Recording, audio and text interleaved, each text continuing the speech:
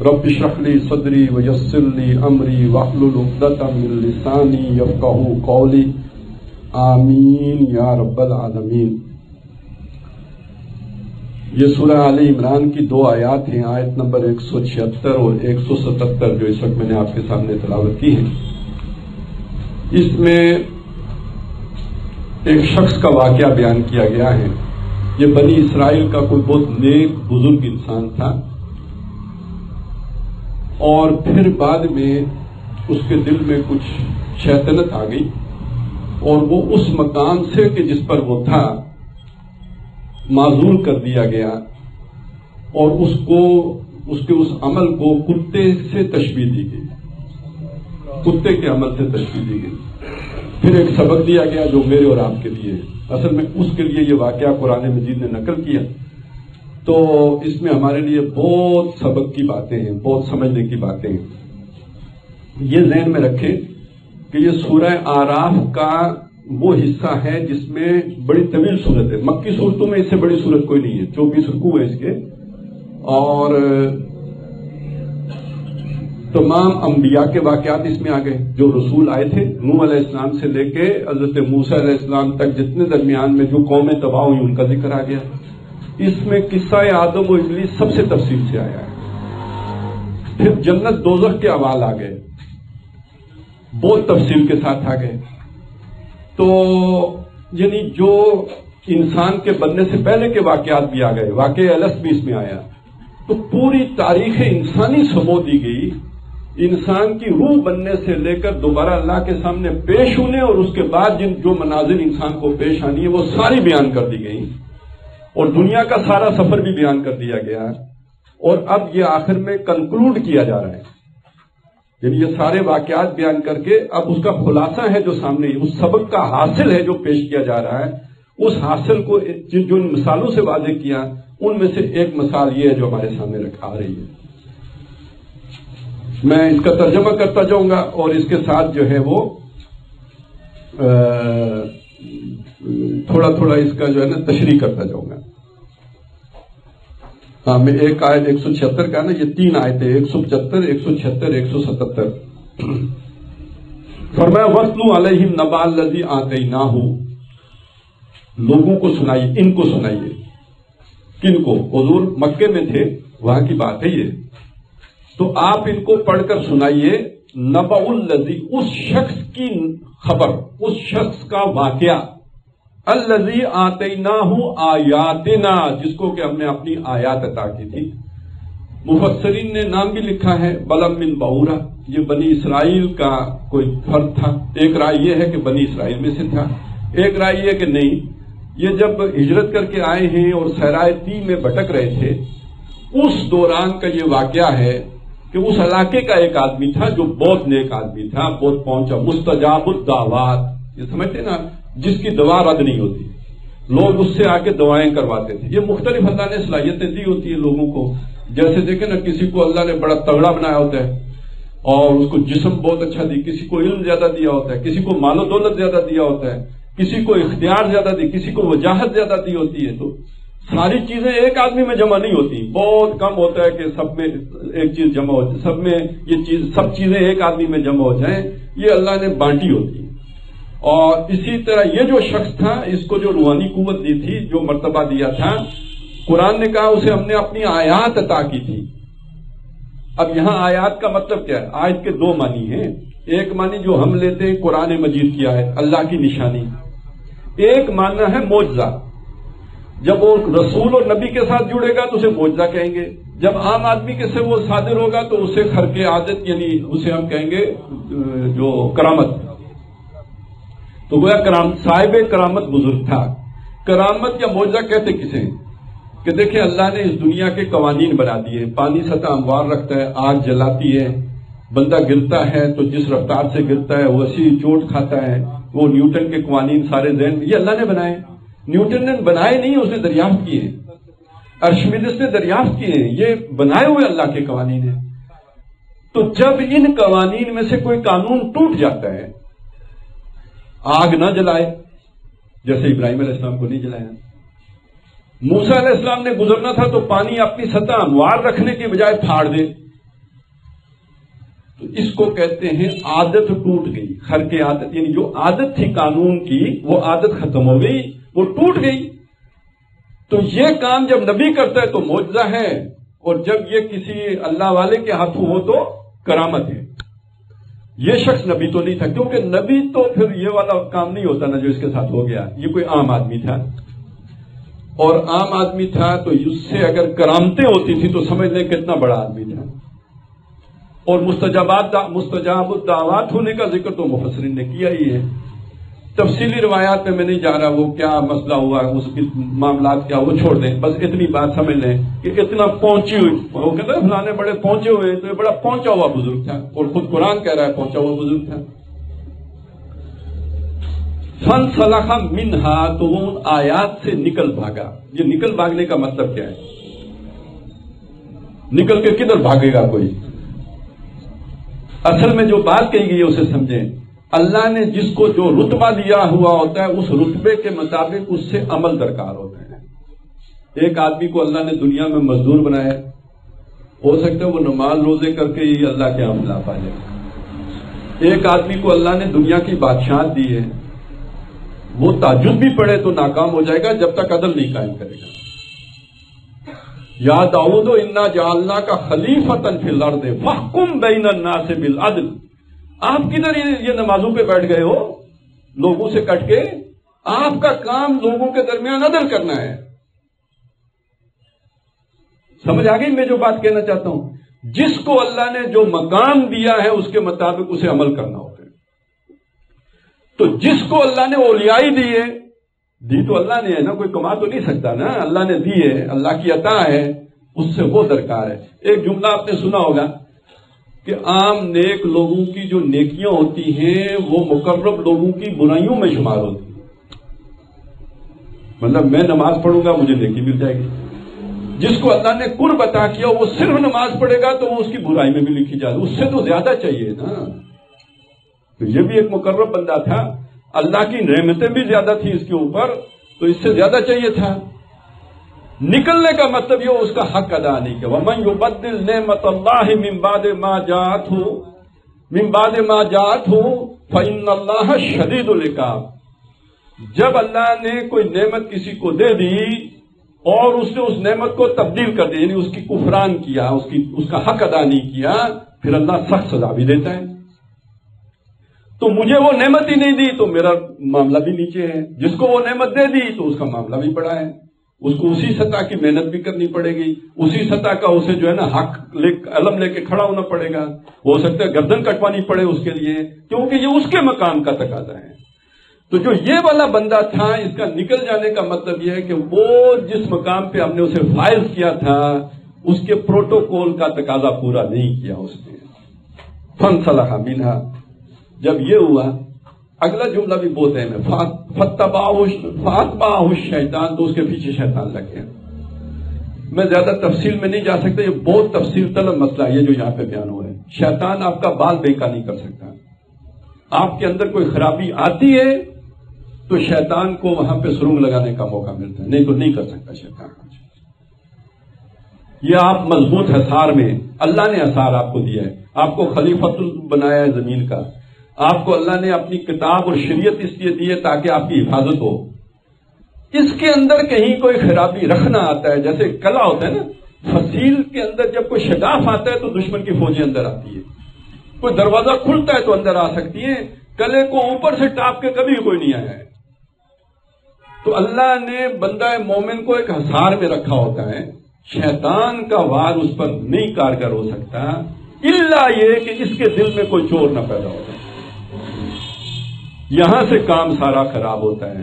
اب اس بندے کے دل میں بھی کوئی چور پیدا ہوا، اس کی مختلف روایات ہیں، اس تفصیل کو چھوڑیں، کوئی وہ عورت سے محبت ہو گئی، مال کی محبت ہو گئی، دنیا کی محبت ہو گئی، اقتدار کی محبت ہو گئی، کوئی اپنی قوم کو راضی کرنے کی کوئی خواہش پیدا ہو گئی، لیکن وہ جو مقام تھا اس مرتبے کے تقاضے کے خلاف تھا جو وہ کر رہا تھا، تو کمزوری آ گئی۔ جو ہی وہ کمزوری کی جگہ، جیسے سافٹ بیلی ہوتی ہے نا، وہ جب دشمن دیکھتا ہے کہ یہ اس کا کمزور مقام ہے تو وہیں سے وار کرتا ہے۔ تو شیطان تو ہر وقت تاڑ میں ہے، جو ہی اسے وہ کمزور چیز نظر آئی فَأَتْبَعَهُ الشَّيْطَانُ تو شیطان اس کے پیچھے لگ گیا، فَكَانَ مِنَ الْغَاوِينَ وہ ہو گیا گمراہوں میں سے۔ نیکی کا کتنا، روحانیت کا کتنا بلند مقام، لیکن نتیجہ کیا نکلا؟ شیطان کا ایک معمولی ٹٹو بن کے رہے۔ سبق کیا ہے یہاں تک؟ آج اگر مجھ سے کرامتیں سرزد ہوتی آپ دیکھیں نا، میرے ایک شف کرنے سے آپ کی ساری بیماریاں اگر ٹھیک ہو جاتی ہوں تو یہ ضروری نہیں ہے کہ میں ہدایت پر ہوں۔ سمجھ آگے بات؟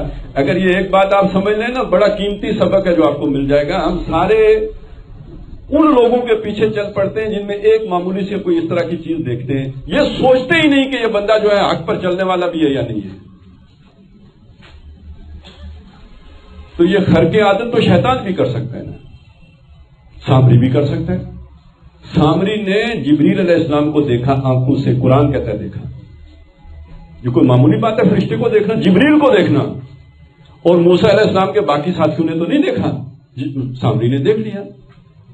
تو کیا اس کا مطلب یہ ہے کہ سامری ہدایت پر تھا؟ یہ بلم بن بہورا جس کی دوائیں کو یہ ہدایت پر تھا؟ اس کو سمجھ لیں، آپ کے علم میں بھی بہت بلم بن بہورا ہوتے ہیں، آپ کے دائیں بائیں بھی بڑے خوش اخلاق، خوش پوش، سفید ریش، بظاہر اللہ والے گھوم پھر رہے ہوتے ہیں، لیکن یہ ذہن میں رکھیں آپ کا رہنما، آپ کا امام وہ نہیں ہے، قرآن ہے، اس کے مطابق ہے، نبی صلی اللہ علیہ وسلم کی سنت کے مطابق ہے، تو پھر آپ ان سے فیض حاصل کر سکتے ہیں۔ لیکن ایک شخص اگر آسمانوں پر اڑتا بھی دیکھے نا، لینڈ کرے آپ کے سامنے آ کے ٹھک یہاں پہ، لیکن اس کا عمل سنت رسول صلی اللہ علیہ وسلم کے خلاف ہے، تو یہ بلم بن بہورا ہو سکتا ہے، یہ آپ کا رہنما نہیں ہو سکتا ہے۔ بس یہ اتنا سبق پلیز خدا واسطے یاد کر لیں۔ پہلی بات تو یہ آ گئی، آگے فرمایا وَلَوْ شِئْنَا اگر ہم چاہتے، لَرَفَعْنَاهُ بِهَا وہ جو اس کو ہم نے مقام دیا تھا نا، اس سے بھی اوپر لے کے جاتے، ان آیات جو ہم نے اسے دی تھی، جو برکتیں اسے ان کے ذریعے سے اسے اور بھی اوپر اٹھاتے۔ ابھی تو عشق کے امتحان اور تھے، اور عشق کے امتحان اور تھے تو ستاروں سے آگے جہان بھی اور تھے، لیکن یہ جو ہے نا وہی ناکام ثابت ہوا، وہ نچلی منزل ہی پہ لیٹ گیا، بلکہ نچلی لیٹ ہی نہیں گیا، وَلَٰكِنَّهُ أَخْلَدَ إِلَى الْأَرْضِ وہ زمین ہی کی طرف لڑکتا چلا گیا، جھکتا چلا گیا، بچھتا چلا گیا، پھنستا چلا گیا۔ یہ زمین کی طرف پھنسنے کا کیا مطلب ہے؟ جتنی بھی ہماری دنیاوی خواہشات ہیں یہ ساری زمینی خواہشات ہیں۔ لیکن میں یہ چاہتا ہوں میں لینڈ لارڈ بن جاؤں۔ یہ لینڈ کس شے کا نام ہے؟ زمین ہے، تو میرے پاس بہت ساری زمین ہو جائے، زمین کی خواہش ہو گئی، یہ تو سیدھی سیدھی زمین کی خواہش ہو جائے۔ میرے پاس غلے کے خزانے ہو جائیں، ڈھیر ہو جائیں، وہ غلہ کس سے نکلا؟ زمین سے نکلا۔ اچھا وہ جب میں نے کھایا، میرے اندر جو طاقت پیدا ہوئی، جو ہماری جنسی خواہش کی صورت میں اختیار کی، جس نے، یہ بھی کون سی پھر خواہش ہوئی؟ زمینی خواہش ہے۔ یہ جتنی ہمارے اندر خواہشات ہیں دنیا بڑھانے کی، زن زر زمین اقتدار، جو جتنی بھی خواہشات ہیں یہ ساری زمین سے تعلق رکھتی۔ جب ہم ان خواہشات میں پڑ گئے تو گویا زمین کی طرف جھک گئے۔ تو میں نے اس میں اس لیے بھی لفظ استعمال کیا پھنس گیا، وہ اس لیے کیا تھا، یہ پھر اپنے میں پھنسا لیتی ہے۔ جیسے وہ گوشت خور پودا ہوتا ہے نا، اس کی جڑیں بندے کو گرفت میں لے لیتی ہیں، اسی طرح سمجھ لیجئے کہ یہ دنیا بندے کو اپنے اندر پھانس لیتی ہے۔ جیسے بندہ دلدل میں دھس جاتا ہے، ایسے ہی اپنے اندر پھنسا لیتی ہے۔ اخلد الی اللہ، اوپر جانے کے لیے اس بوجھ کو ہلکا کرنا ضروری ہے۔ دنیا کی محبت نکلے، دنیا کی محبت نکلنے کا مطلب کیا ہے؟ آباؤکم کی محبت نکلے، ابناؤکم کی محبت نکلے، اخوانکم کی محبت نکلے، ازواجکم کی محبت نکلے، عشیرتکم کی محبت نکلے، اموال اقترفتموہا کی محبت نکلے، تجارت تخشونہا کسادہا کی محبت نکلے، مساکن ترضونہا کی محبت نکلے۔ یہ 8 محبتیں قرآن نے گنوائی ہیں، جس کے ساتھ یہ بھی بتایا، دیکھیں بڑی پیاری بات آئی ہے سورہ مجادلہ میں، لا تجد قوما کوئی ایسی قوم نہیں پاؤ گے، یؤمنون باللہ والیوم الآخر جو اللہ پر اور آخرت پر ایمان بھی رکھتی ہو، یوادون من حاد اللہ ورسولہ اور محبت ان سے کرتی ہو جو اللہ اور اس کے رسول کے دشمن ہو۔ تو اگر ہماری محبتیں ایسے لوگوں کے ساتھ ہیں جو دین دشمن ہیں، اور ہماری محبتیں اگر وہ دنیا کی محبتیں ہیں، انہی کی طرف ہم جھکے ہوئے ہیں، ہمارا وقت ادھر لگ رہا ہے، تو چھوٹے چھوٹے بلم بن بہورا ہمارے اندر بھی مچل رہے ہیں، پروان چڑھ رہے ہیں، پرورش پا رہے ہیں۔ اب ہمیں تو اللہ نے یہ آیات دی ہوئی ہے، آ گیا نا امتحان، ایک طرف یہ اٹھانے کا باعث ہے ہمیں اوپر بلند سے بلند مرتبوں کی طرف، اور وہ زمینی خواہشات نیچے کھینچ رہی ہیں ہمیں، یہ کشمکش اور کشاکش ہے جو ہو رہی ہے۔ وَلَوْ شِئْنَا لَرَفَعْنَاهُ بِهَا، اب اسے چھوڑیے، میں آپ اپنے اوپر لیں، اگر ہم چاہتے تو اس قرآن کے ذریعے لوگوں کو اور اوپر اٹھاتے اگر وہ اس سے جڑتے، وَلَكِنَّهُ أَخْلَدَ إِلَى الْأَرْضِ، لیکن وہ تو کاروبار میں پڑے ہوئے ہیں، وہ تو کیریئر بنا رہے ہیں، وہ تو انجینئر بن رہے ہیں، وہ تو ڈاکٹر بن رہے ہیں، ان کے پاس اتنا فرصت کہاں ہے کہ قرآن کی طرف آئیں؟ تو ڈاکٹر بن گئے، کاروبار جم گئے، دنیا میں نام ہو گئے، بڑا کامیاب ڈاکٹر ہے، جائیدادیں بن گئی، دنیا تو بن گئی، سانس نکلے گا تو اس کے بعد کیا ہوگا ساتھ؟ وَمَا الْحَيَاةُ الدُّنْيَا إِلَّا مَتَاعُ الْغُرُورِ، یہ دھوکے کا سامان ہے، یہ یہاں رہ جائے گا، ساتھ کچھ بھی نہیں جائے گا۔ تو جو گھاٹے کا سودا بلند بن بہورا نے کیا وہ ہم میں سے ہر کوئی کر رہا ہے نا، ہر لمحہ کر رہا ہے، حیران کر رہا ہے۔ آخرت میں تو یہی ہے نا، یُنَبَّأُ الْإِنسَانُ يَوْمَئِذٍ بِمَا قَدَّمَ وَأَخَّرَ، بتا دیا جائے گا انسان کو آخرت کے دن آگے کس کو رکھا تھا، پیچھے کس کو ڈالا تھا۔ قرآن مجید کو پیچھے ڈال کر دنیا کو آگے رکھا تھا، بس اتنا حساب کافی ہے۔ لمبے حسابوں میں پڑھنے کی ضرورت کیا ہے؟ آپ کی پریورٹی کیا تھی، آگے کیا تھا اور پیچھے کیا تھا؟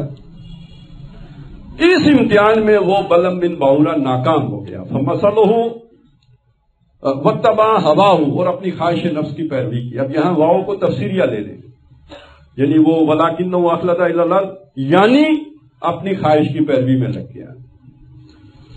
فَمَثَلُهُ كَمَثَلِ الْكَلْبِ، تو اس کی مثال کتے جیسی ہے۔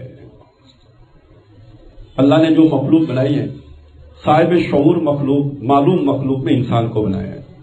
ویسے چونکہ جو ہمیں وہی سے معلوم ہے، جن بھی ہیں، فرشتے بھی ہیں، وہ بھی صاحب شعور ہیں، لیکن جو یہ ہمارے حواس خمسہ کی گرفت میں آتی ہے، اس میں شعور صرف انسان کو دیا ہے، عوام کو شعور نہیں ہے۔ تو اس کی مثال کتے جیسی ہے۔ اچھا، بڑی آگے اس مثال کا مطلب کیا خود سمجھایا۔ کتے کا معاملہ یہ ہے، ایک خاص معاملے میں بات کی، ویسے تو کتا بڑا وفادار جانور ہے، اس حساب سے یہاں مثال نہیں دی گئی، یہ وفادار نہیں تھا، یہ بے وفا تھا، لہذا مثال یہاں کتے کی اس معنی میں نہیں دی گئی۔ وہ ویسے ہمارے کسی پنجابی شاعر نے کتے کو کی مثال اس اعتبار سے دی ہوئی ہے نا، وہ جو بے نمازیوں کو لوگ کتے چنگے، وہ جو مالک کے دروازے پہ جو ہے نا وہ پہرا دیتے وغیرہ، مطلب وہ شکر تو ادا کرتے ہیں نا، جو اسے روٹی دی ہے تو وہاں بیٹھ کے پہرا دیتے ہیں، تو کتے کی اچھی مثال بھی ہے، یہاں وہ والی مثال نہیں دی، یہاں کتے کی جو مثال دی ہے اس کو بیان بھی کر دیا کہ کس معنی میں۔ ان تحمل علیہ یلحظ، اگر آپ کتے پر کوئی بوجھ لاد دو، کوئی ذمہ داری ڈال دو، اس کی زبان باہر نکلے گی۔ ظاہر ہے کسی کے اوپر بھی آپ بوجھ ڈالیں گے تو زیادہ مشقت کرنے کی وجہ سے سانس پھولے گا، یعنی منہ پھولے گا، زبان باہر آئے گی، تو کتے کی زبان باہر آ جائے گی اگر اس پہ بوجھ ڈالو۔ او تترکہ یلحظ، یا وہ ہٹا دو تو پھر بھی وہ زبان باہر نکالے ہوتا ہے۔ اب یہ ہے فرق، گدھے پر آپ بوجھ ڈالو تو وہ تو اس کی زبان نکالنا تو سمجھ میں آئے گا، لیکن اگر وہ بوجھ ہٹا دو تو وہ سیٹ ہو جائے گا۔ اسی طرح ہر ایک کا معاملہ ہے، لیکن کتے کا معاملہ یہ نہیں ہے، اس پر لا دو تو بھی اس کی زبان نکلی ہوئی، ہٹا دو تو بھی نکلی ہوئی۔ وجہ کیا ہوتی ہے؟ وجہ یہ ہوتی ہے، یہ مطلب اس کی فزیکل وجہ یہ ہے، اللہ نے اس کی جتنی اس کی جسم کی آکسیجن کی ضرورت ہے نا، اتنا بڑا اس کا پھیپھڑا نہیں بنایا ہے، پھیپھڑا چھوٹا ہے، لہذا وہ ضرورت پوری کرنے کے لیے اسے جلدی جلدی سانس لینے ہوتے ہیں۔ ہمیں کیوں جلدی سانس لینے پڑتی ہے جب لیتے ہیں؟ جو ہم کہتے ہیں سانس چڑھ گئی، کیوں کیا ہوتا ہے؟ اس وقت اس کام کی وجہ سے ہمیں زیادہ آکسیجن کی ضرورت ہوتی ہے، جو ہمارے اوپر بوجھ ہے یا دوڑ رہے ہیں یا جو کچھ بھی ہے، زیادہ آکسیجن اتنا ہمارا پھیپھڑا نہیں ہوتا، تو پھر ہم جلدی جلدی لیتے ہیں۔ کتے کو ہر وقت یہ مجبوری ہے۔ اب اس کو اپلائی کریں، دنیا کبھی کسی کی پوری نہیں ہوئی، جیسے کتے کی سانس پوری نہیں ہوتی تو اسے جلدی جلدی لینی پڑتی ہے، دنیا کبھی کسی کی 20 پوری ہوتی دیکھیے، 19 रहती ہیں. ہزاروں خواہشیں ایسی کہ ہر خواہش پہ دم نکلے، بہت نکلے میرے ارمان مگر پھر بھی کم نکلے، پورے نہیں ہوتے. تو جو دنیا کی طرف مڑ گیا اس کی پوری نہیں پڑتی، اس کی زبان نکلی رہتی ہے کتے کی طرح. جیسے اس کی آکسیجن پوری نہیں ہوتی، اس کی خواہش پوری نہیں ہوتی. ٹھیک ہو گیا؟ سمجھ آ گئی نا بات کی؟ اب آگے چلیں. اب یہ تو ایک بات سمجھا کے اب اس کو لاگو کیا ہے. ذالک مثل القوم الذین کذبوا بآیاتنا، یہی مثال ان قوموں کی بھی ہے، اس قوم کی بھی ہے جس نے ہماری آیات کو جھٹلایا. اب میں نے کہا تھا نا یہ کنکلوڈ کر رہا ہے قرآن مجید. پیچھے جتنی قوموں کا ذکر ہوا نا، قوم نوح علیہ السلام، قوم ہود علیہ السلام، قوم صالح علیہ السلام، ساری قوموں کا ذکر ہوا. وہ کیوں ہلاک کیے گئے؟ ہماری آیات کو جھٹلایا تو ہلاک کیے گئے نا. اچھا یہ جو قوم نوح تھی یہ کہیں زمین سے پیدا مطلب ادھر اگی ہے کہ یہ آدم کی اولاد میں سے تھی؟ آدم کی اولاد میں سے. تو آدم تو نیک تھے، یہ قوم کیوں بگڑ گئی تھی؟ اگر بلم بن باورا اس نیکی سے پھسل کر اس پاتال میں گر سکتا ہے تو نیک لوگ بھی بد ہو سکتے، قومیں بھی بگڑ سکتی ہیں نا. ایک فرد ہی نہیں بگڑ سکتا، قومیں بھی بگڑ سکتی ہیں.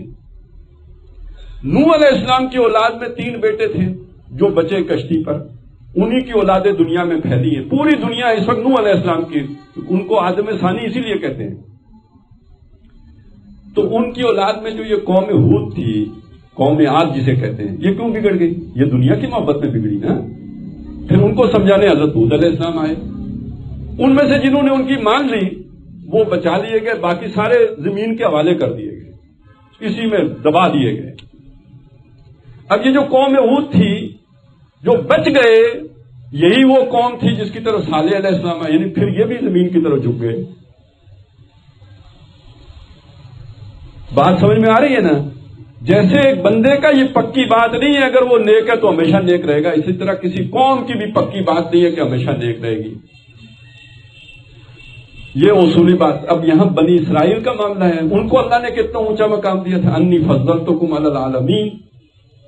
اور جب انہوں نے اللہ کی اس پیغام کو جھٹلا دیا جو محمد رسول اللہ پہ اترا تھا، وَضُرِبَتْ عَلَيْهِمُ الذِّلَّةُ وَالْمَسْكَنَةُ وَبَاءُوا بِغَضَبٍ مِّنَ اللَّهِ. تو جو بلم بن باورا کے ساتھ ہوا وہی سارے بنی اسرائیل کے ساتھ ہو گیا یا نہیں ہو گیا؟ اب یہ امت مسلمہ ہے، اس میں بھی سارے کوئی گیلے ہیں کوئی سوکھے ہیں، لیکن یہ کہ سارے ایک اللہ نے فضیلت تو پوری امت کو دی ہے، لیکن اس امت میں وہ بھی ہیں جو اس فضیلت کا حق ادا کر رہے ہیں، اور وہ بھی ہیں کہ جو اس کے خلاف بالکل بلم بن باورا بنے ہوئے ہیں. اور وہ اکثریت میں اس کی امت آج ضربت علیہم الذلۃ والمسکنۃ کی مثال بنی ہوئی ہے. ٹھیک ہو گیا جی؟ یہی معاملہ ہوتا ہے. آپ ذرا سوچیں، آج ہم پیر عبد القادر جیلانی رحمت اللہ علیہ کا نام لیتے ہیں نا، پیران پیر. ٹھیک ہے، ان کے ماننے والوں کو دیکھیں جو ان کی وہ کیا ہوتی ہے 11ویں شریف دیتے ہیں. اگر آپ ان کو ان کی کتاب پڑھا دیں، کس کی؟ ان لوگوں کو جو ان کی محبت میں ان کی 11ویں شریف دیتے ہیں، ان کو اگر عبد القادر جیلانی رحمت اللہ علیہ کی کتاب غنیت الطالبین پڑھا دیں، یہ کہیں کسی وہابی نے لکھی، یہ تو ان کی کتاب تھی. تو کہاں تعلیمات ان کی تھی، کہاں تعلیم؟ عمل یہ ہو گیا. اسی طرح ہم نے قرآن کے ساتھ کیا ہے. اس سے کیا بات سامنے آئی؟ جیسے بلم بن باورا بدل کے تو شیطان بن سکتا ہے، اسی طرح نیک لوگوں کے پیروکار بھی رفتہ رفتہ، جیسے نبیوں کے پیروکار بگڑ گئے تو نیک لوگوں کے نام لینے والے بھی آہستہ آہستہ اس دنیا کی محبت کی طرف چلے جاتے ہیں. کہ کسی کے ساتھ بھی ہو سکتے ہیں، کسی کے لیے گارنٹی نہیں ہے کہ وہ قیامت کی صبح تک نیک ہی رہیں گے یا مرتے دم تک دیکھ رہے ہیں. اس لیے ہم دعا کرتے ہیں ربنا لا تزغ قلوبنا بعد اذ هديتنا وهب لنا من لدنك رحمة انك انت الوهاب. تو یہی مثال اس قوم کی بھی ہے کہ جس نے ہماری آیات کو جھٹلایا. فَقْصُصِ الْقَصَصَ لَعَلَّهُمْ يَتَفَكَّرُونَ. ان کو یہ واقعہ سنائیے شاید کہ سوچیں. آپ یقیناً آپ کو بھی سمجھ تو کچھ نہ کچھ آیا ہوگا، یہ دل پر بات تو اثر کرے گی. میری بات نہیں ہے، یہ اللہ نے بیان کی ہوئی ہے، اس لیے اس کے اندر اثر ہے. فَاقْصُصِ الْقَصَصَ لَعَلَّهُمْ يَتَفَكَّرُونَ سَاءَ مَثَلًا الْقَوْمُ الَّذِينَ كَذَّبُوا بِآيَاتِنَا. اس سے بھی اصل میں تو یہ تو ہم نے سمجھانے کے لیے، اور کیا مثال دیتے ہیں آپ کو سوائے کتے کے مثال کے؟ حقیقت میں وہ قوم جو جس کے پاس اللہ کی کتاب ہو، وہ حامل کتاب ہو اور اس کا حق ادا نہ کر رہی ہو، وہ کتے والی مثال بھی نہیں ہے، اس سے بھی گندی مثال، اس سے بھی بری ہے. میں نے کہا تھا نا کتے کا خیال رکھیں، وہ اس میں وفا تو ہے نا، تو یہ تو اس کے قابل بھی نہیں ہے. کتے کا کوئی پہلو بہتر بھی تو ہے نا، یہ اس کے قابل بھی نہیں. یہ شر الناس ہے، آسمان کی بدترین مخلوق ہے یہ.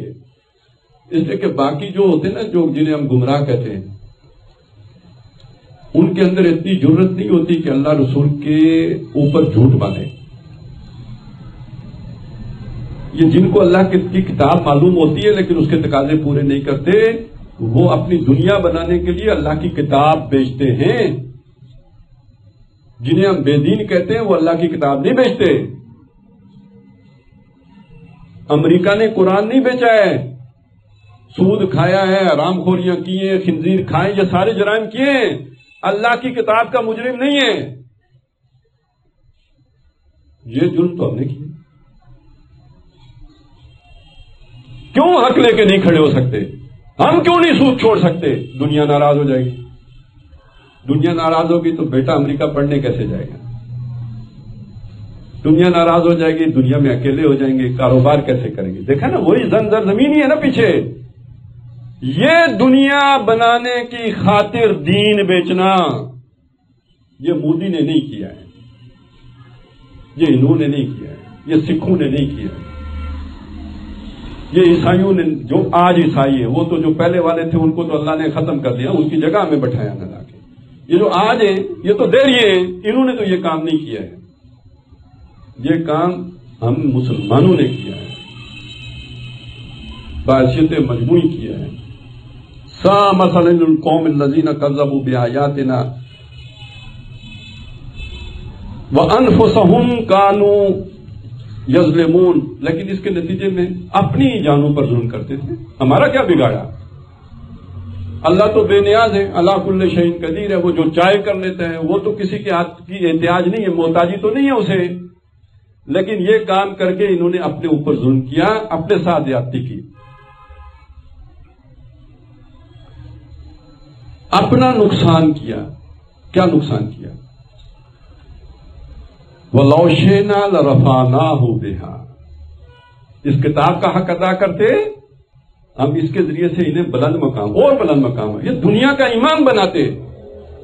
یہ امامت امریکہ کے پاس نہیں ہونی تھی، ان کے پاس ہوتی. یہ ذلت کا شکار نہ ہوتے بلکہ طاقتور بناتے ان کو. وہ دیکھیں نا، مکے والوں کو نہیں بنا دیا، عربوں کو نہیں بنا دیا، اس وقت کی سپر پاور کے اوپر حاکم نہیں کر دیا.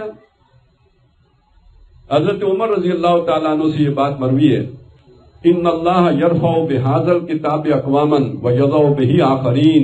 یرفع جو لو شئنا لرفعناہ بہا، بے شک اللہ تعالیٰ اب اس کتاب کے ذریعے سے قوموں کو عروج بھی دے گا اور اس کتاب کا حق ادا نہ کرنے کے نتیجے میں ذلیل و خوار بھی کرے گا. جو بات علامہ اقبال نے کہی، وہ زمانے میں معزز تھے مسلمان ہو کر اور تم خوار ہوئے تارک قرآن ہو کر. تو ہمارا عروج کس چیز کے ساتھ جڑا ہے؟ ہمارے پاس ایٹم بم ہے، اس نے ہمیں کوئی اتنی سی بھی عزت دی ہے؟ اور جس کو جن طاقتوں پہ ہمیں ناز ہے، کون سی طاقت نے ہمیں عزت دی ہے؟ کیوں؟ تمام عزتیں اس کے ساتھ جڑی ہوئی ہیں. اس کو امام بنا کے چلیں گے تو پھر عزت ملے گی، اور اس کو اگر امام بنا کے نہیں چلیں گے تو جس کو ملا ہوگا وہ اگر اسے امام نہیں بنائے گا تو ذلیل و خوار ہوگا. ذلت جیسے اس کے ساتھ اس کی فی الواقع بھی زبان نکل گئی تھی. کہتے ہیں کہ اب پتہ نہیں یہ واقعہ مستند ہے یا نہیں، لیکن مفسرین نے بیان کیا ہے کہ یہ اپنی قوم تنگ ہوگی نا. ایک علاقہ ہے صحرا ہے، جیسے یہ چلے یہ بھی صحرا ہی ہے، تھوڑا سا فرق ہے، ہرا بھرا صحرا ہو گیا. لیکن یہاں پہ آپ لوگ رہتے ہیں، کوئی مہاجرین آ جائیں تو انہی کھیتوں میں وہ ان کے جانور بھی چریں گے اور کتنے مسئلے بن جائیں گے، یہی پانی پیئیں گے تو مقامی آدمی تنگ ہوگا۔ وہاں جو مقامی لوگ رہتے تھے یہ اگر ان کا فرض تھا تو یہ جو آ کے یہاں بنی اسرائیلی 10-12 لاکھ گھومنا شروع ہو گئے تو اب اس سے ان کو تکلیف ہونا شروع ہو گئی مقامی لوگوں کو۔ اب یہ مستجاب دعوات ہیں تو وہ اس کے پاس جاتے تھے، دعا کرو کہ موسیٰ سے ہماری جان چھوٹے، یہ کہیں کنارے لگے تاکہ ہم اپنی زندگی جی سکیں جیسے پہلے جیتے تھے۔ اچھا یہ پہلے مانتا نہیں رہا، سمجھتا تھا موسیٰ علیہ السلام کے مقام کو پہچانتا تھا، مانتا نہیں تھا۔ اس کے بعد پھر یہ ہوا کہ اسے خیال آتا تھا کہ میں دعا کر لوں، لیکن جب دعا کرنے کا وقت ہوتا تھا تو نہیں کرتا تھا، دل نہیں مانتا تھا۔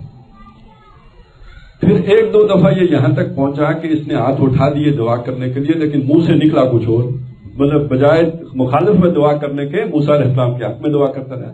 اس حد تک اللہ نے اسے موقع دیے۔ پھر کہتے یہ کہ کسی مطلب عورت وغیرہ کے چکر میں آ گیا وہ، اب اس نے جب فرمائش کی تو انکار نہیں کر سکا، پھر پکی ٹھان کے مصمم ارادہ کر کے چلا۔ رستے میں فرشتوں نے بھی سمجھایا، ظاہر ہے اس کا مقام جو تھا، فرشتے بھی ملاقات کرنے آتے ہیں، فرشتوں نے بھی سمجھایا کہ یہ حرکت نہ کرنا، لیکن یہ چلا گیا جا کے اس نے دعا مانگی تو اس کی زبان نہیں کرتی، دعا نہیں کر سکا۔ اللہ نے ایک دم نہیں پکڑا، کتنے موقع دیے، مطلب جس سے کہتے ہیں غیر معمولی طور پر بچایا بھی، لیکن جب پھر بھی نہیں باز آیا تو پھر آخری یہ یعنی جیسے کتے کی زبان نکلی ہوتی ہے ایسے ہی اس کی زبان بھی نکل گئی۔ تو بہرحال کہنے کا مقصد یہ ہے کہ اللہ نے جب بڑا مقام دیا ہو نا، آج ساری قوموں میں سب سے بڑا مقام اللہ نے امت مسلمہ کو دیا، لیکن امت اگر باقی قوموں سے گھٹیا کردار کی مالک ہے تو اس کا مطلب ہے جس وجہ سے وہ مقام ملا تھا اس وجہ کو وہ ضائع کر چکی ہے، اور وہ وجہ تھی اللہ کی کتاب، اس سے تعلق منقطع کر چکی ہے۔ اب اگر ہم عزت حاصل کرنا چاہتے ہیں تو کتاب کی طرف مڑنا پڑے گا، اور کتاب کی طرف مڑنے کا مطلب یہ ہے حق کے ساتھ کھڑا ہونا پڑے گا، سچ کے ساتھ کھڑا ہونا پڑے گا، اس سچ کی گواہی، اس حق کی گواہی ہر جگہ پہ دینے والے بنے، اور وہ اپنی محبتیں اس سے اگر ناراض ہوتی ہیں تو قربان کریں۔ ابراہیم علیہ السلام نے بیٹے کی گردن پہ چھری چلا دی تھی نا، آپ کو چھری نہیں چلانی، بس کوئی خفا ہو جائے گا، اور دنیا کے کام نکالنے کے لیے ہم کسی کو خفا نہیں کر سکتے۔ دیکھیں آپ ڈاکٹر ہیں، میرا آپ سے تعلق ہے، میری کسی بات سے مجھے اندازہ ہو کہ یہ خفا ہو جائیں گے تو کل میں نبض دکھانے، علاج کروانے، سرنج لگوانے کس کے پاس جاؤں گا؟ میری دنیا سکڑ گئی نا۔ تو وہ تعلق برقرار رکھنے کے لیے میری خواہش ہوگی کہ میں ڈاکٹر صاحب کے سامنے حق بات نہ کہوں۔ میں دکاندار ہوں، سارے محلے والے مجھ سے راضی ہوں گے تو سودا لے کے جائیں گے نا، اور اگر کہیں کسی جھگڑے میں میں نے سچی بات کہہ دی تو ایک فریق تو گاہک تو توڑ دیا، گاہک گیا۔ میں ایک ہی شخصیت کی 2 مثالیں آپ کے سامنے رکھتا ہوں۔ ابراہیم علیہ السلام نے، انہوں نے باپ کے سامنے جب حق پیش کیا، اس نے کیا کہا؟ واہجرنی ملیہ، میری نگاہوں کے سامنے سے ہٹ جاؤ، نکل جاؤ۔ جب بادشاہ کے سامنے پیش کیا تو اس نے کہا آگ میں ڈالو۔ جب آپ یہ حق کسی ایسی آدمی کے سامنے پیش کریں گے کہ جو آپ کا نشان اگر مٹا نہیں سکتا تو وہ کم سے کم یہ کرے گا کہ آپ کو گیٹ لاسٹ، کم از کم یہ جو وہ کر سکتا ہے، وہ یہ تو نہیں کہہ سکتا آپ کے جسم کا آپ کو گولی نہیں مار سکتا کیونکہ خود پکڑا جائے گا، وہ آپ کا نشان ختم نہیں کر سکتا، تو وہ یہ کر سکتا ہے کہ میری نگاہوں کے آگے سے ہٹ جاؤ، نکل جاؤ، بس ختم، گھر سے نکل جاؤ، اس پلیٹ فارم کو چھوڑ دو، ہمارے جو کلب ہے اس کو چھوڑ دو، نکل جاؤ۔ کوئی تمغے ملے ہوئے تو یہ چھوڑ جاؤ، کوئی کندھے پہ اگر کچھ لگے ہوئے اسٹرائپس ہیں یا سٹارز ہیں اتار کے جاؤ۔ ہم نے اگر تمہیں کوئی سہولتیں دی ہیں ریٹائرمنٹ کے بعد، کوئی پلاٹ ہے، کوئی جو رقبے ہیں، چھوڑ کے جاؤ، سب سرنڈر کر کے جاؤ، تم سابق ہو، ریٹائرڈ نہیں ہو۔ جو ہوا ہے لوگوں کے ساتھ یہ نہیں ہوا، تو سچ کہنے کا پھر یہ نتیجہ نکلتا ہے۔ اور اگر آپ کسی طاقتور کے سامنے سچ بولیں جو آپ کو سمیش کر سکتا ہو، جو آپ کا وجود مٹا سکتا ہو، مٹا دے گا۔ جیسے جادوگروں نے بولا تو فرعون نے کہا کہ بھئی ان کی گردنیں کاٹ دو، یا ان کی پاؤں اور ہاتھ مخالف سمت سے کاٹ دو، انہیں سولی دے دو۔ یہ آج بھی ہو رہا ہے، بندہ غیب ڈھونڈ اب انہیں چراغے رخے زیبا لے کر نہیں ملتے، ٹھیک ہے نا، اور کس اندھیرے کوٹری میں ختم کر دیے گئے کسی کو نہیں پتا ہے۔ تو سچ کا ایک نتیجہ یہ نکلتا ہے، ایک نتیجہ وہ نکلتا ہے۔ کتاب کے ساتھ کھڑا ہونا ہے تو جان سے زیادہ محبت پھر اللہ سے کرنی ہے، تو جان تو جائے گی نہیں۔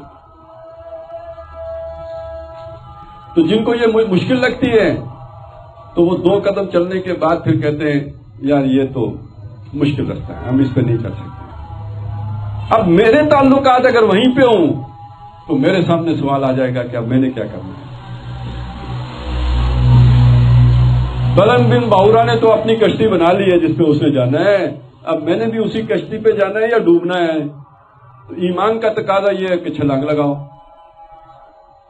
میری دنیا کی محبت کا تقاضا یہ ہے کہ چلیں یار اسی کشتی پہ چلتے، جان تو بچانی ہے میں، کیونکہ آ گیا ہوں between the dual and the deep sea. اب سمندر سے نکلنے کا اور کوئی راستہ نہیں ہے سوائے شیطان کی پیٹھ کے۔ لیکن ایمان کا تقاضا یہ ہے کہ شیطان کی پیٹھ استعمال نہیں کرنی ہے، ڈوب کے جان دے دو۔ یہ ہے امتحان اصلی۔ نماز، روزہ، حج، زکوٰۃ، شریعت اس کے بعد ہے سپورٹ کے لیے، تاکہ ہم یہ والا کام کر سکیں۔ اس میں ناکام ہو گئے تو وہ تو سارا ویسے ہی کھو کھاتے ہیں۔ بس یہ کانٹے کی بات ہے۔ قرآن آپ کو ساری شریعت 2-2.5 پاروں میں دے دیتا ہے، ساری شریعت 2-2.5 پاروں میں دے دیتا ہے، باقی 27 ساڑھے 27 پارے قرآن آپ کے اندر یہ جذبہ پیدا کر رہا ہے۔ اس کو قرآن حکمت کہتا ہے، اس کو قرآن بصیرت کہتا ہے، اس کو قرآن نور کہتا ہے۔ اب میں دیکھوں یہ مجھے نور ملا یا نہیں ملا، ہر کوئی دیکھ سکتا ہے۔ اس نور کو مانگیں اللہ سے، اس بصیرت کو مانگیں اللہ سے، اس حکمت کو مانگیں اللہ سے، اور پھر اس پر چلیں، دیکھیں آپ کی دنیا اور سے اور ہو جائے گی۔ پھر آپ ہو سکتے ہیں دنیا میں کسی کال کوٹری میں مرے، کوئی آپ کا جاننے والا نہ ہو، یہ بھول جائیں کہ اللہ آپ کی اس کا اجر ضائع کر دے گا، اللہ اس کی محنت کو ضائع کر دے گا، آپ کا نام رہتی دنیا تک اللہ باقی رکھے گا۔ وہ جو سورہ یاسین میں بندہ جس کا ذکر ہے وہ کوئی بادشاہ تو نہیں تھا یار، کوئی بڑا افسر تو نہیں تھا، ایک عام غریب آدمی شہر کے بھی باہر رہتا تھا۔ اس نے آ کے صرف رسولوں کی تصدیق کی، بدلے میں جان چلی گئی، اس نے کہا پرواہ نہیں۔ کیا اکرام ہوا اس کا، قیل ادخل الجنہ، کہا گیا داخل ہو جاؤ جنت میں۔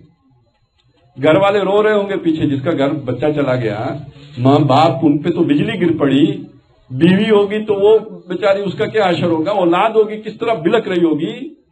وہ جس جگہ پہ پہنچ گیا وہاں سے منظر دیکھ کر کہتا ہے یا لیت قومی یعلمون، کاش میرے بچوں کو، میرے والدین پتہ لگ جائے، بما غفر لی ربی وجعلنی من المکرمین، میرے رب نے جو مجھے عزت دے دی ہے، وہ جو مجھے بخش دیا ہے۔ یہ تو ایک بات ہوئی۔ آخری کتاب محمد رسول اللہ پہ جو نازل ہوئی اس میں بھی اس کا ذکر کر کے عزت ہی دی ہے نا۔ مرا کیسے کس نے دیکھا ہوگا، لیکن اللہ نے رہتی دنیا تک اس کا نام زندہ رکھا ہوا ہے۔ مت سمجھیں کہ آپ کہیں جو ہے نا چوہے کی موت مارے جائیں، نہیں، حق کی خاطر مریں گے، شیر کی موت مریں، کوئی دیکھے نہ دیکھے اس کی پرواہ نہیں ہے، عزت دینے والا رب ہے۔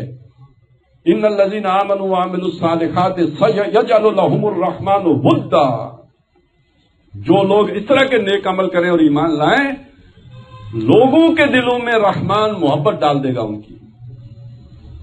بادشاہ اکبر کتنی عزت والا آدمی، شیخ احمد سرندی کون، اپنے وقت میں 10 آدمی بھی جس کے ساتھ نہیں۔ آج آپ نام عزت سے کس کا لیتے ہیں؟ مجدد الف ثانی کس کو کہتے ہیں؟ آج اکبر کی کیا عزت ہے؟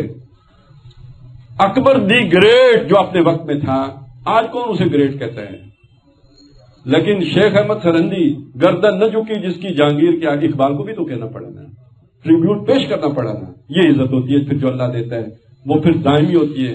تو جو حضور سے کہا لرفعنا لک ذکرک، یہاں کہا لرفعناہ بہا، یہ ہر انسان سے وعدہ ہے اللہ کا، جو جتنی اس کی اوقات ہے اس کے مطابق. تو اس کو سمجھ لیجئے عزت کا رستہ یہ ہے، وَلِلَّهِ الْعِزَّةُ وَلِرَسُولِهِ وَلِلْمُؤْمِنِينَ. باقی ذلت کا رستہ ہے. اگر قرآن سے ہٹ گئے، دنیا میں پڑ گئے، وہ چند روزہ عزت شاید دھوکے کی عزت، جیسے وہ سامان دھوکے کا، وہ عزت بھی دھوکے کی، اس کے بعد کوئی عزت نہیں ہے. اللہ تعالیٰ ہمیں حقیقی عزت کی سمجھ عطا فرمائے اور حقیقی جذبہ ہمارے اندر جو ہے وہ موجزن فرمائے، اور اپنی کتاب کے ساتھ ہمارا تعلق مضبوط فرمائے، اور اس کے لیے ہمیں تن من دھن لگانے کی توفیق عطا فرمائے. اقول قولی ھذا واستغفر اللہ لی ولکم ولسائر المسلمین والمسلمات.